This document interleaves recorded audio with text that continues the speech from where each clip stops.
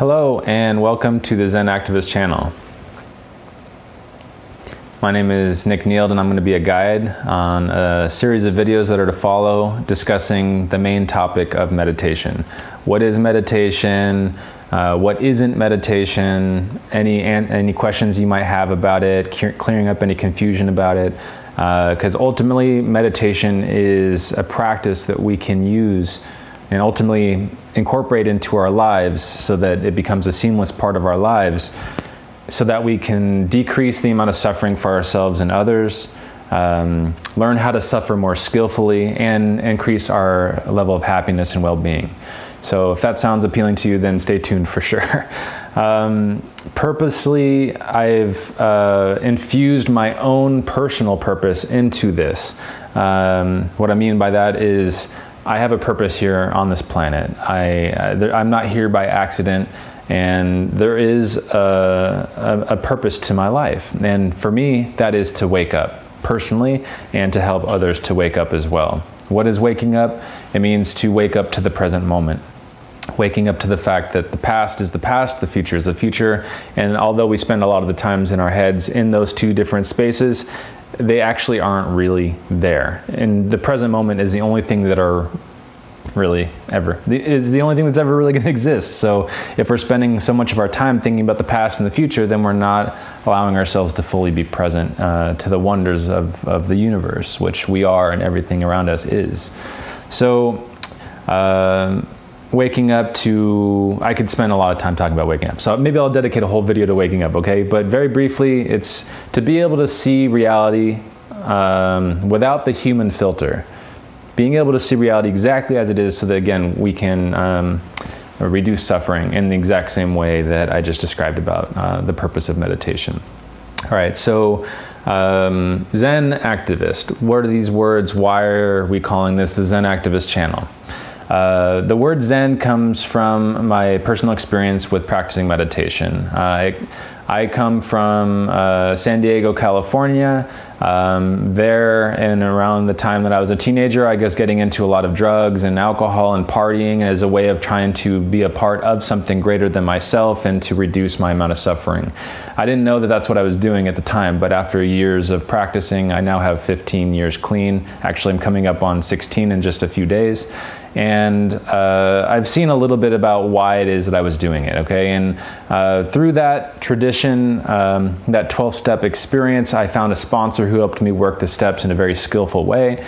And that sponsor also led me to the meditation tradition that I ultimately found and am now practicing with. The meditation tradition that I'm practicing with is the Plum Village tradition. It's a Vietnamese Zen Buddhist tradition following the teachings of Zen Master Thich Nhat Hanh. Obviously, all of those teachings originally go back to the Buddha and Buddha's spiritual ancestors and blood ancestors as well. So we're a part of a very big stream that is continually moving through time in the present moment, of course. And I want to make sure that I'm really clear that this is not meant to promote the tradition that I've been practicing with. I want to make sure I'm as inclusive as possible to all teachings and all traditions, so that way whoever is watching this video, you guys can practice what seems to work best for yourself. You may want to practice the tradition I'm practicing in, you may want to practice a different tradition. Really doesn't matter. I'm going to try to be as neutral and unbiased as possible, so that way this will just be useful information to anybody, regardless of whether you want to be a Buddhist or non-Buddhist or religious or whatever. It doesn't really matter. Anyone can benefit from this.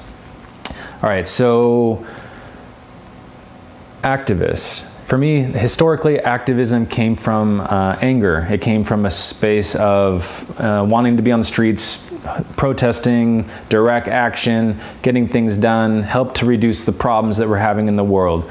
I also realized eventually that it was a hungry ghost, or greed. Greed is known as an insatiable desire for something. In Buddhism, they say that a hungry ghost is something with a big stomach and a tiny neck that can't possibly get enough food to feel satisfied.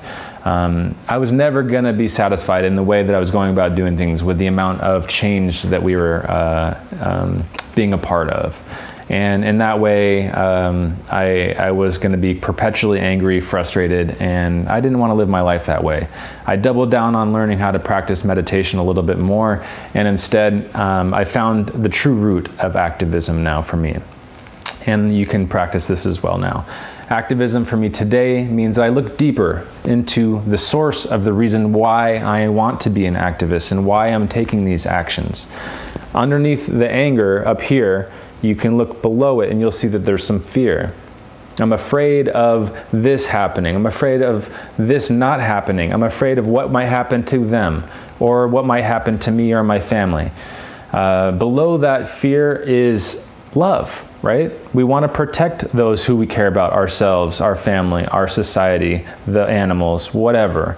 And so there's an ocean of love there, but there's also a huge root of perspective and opinion and bias and conditioning and basically misperceptions, not being able to see things actually as they clearly really are in reality. It's just a view of it.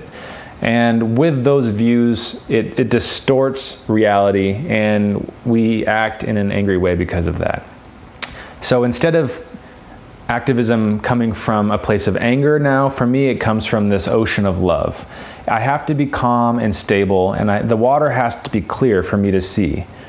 So if I'm not calm and stable and coming from a place of love, then I'm feeding into a problem, in my opinion.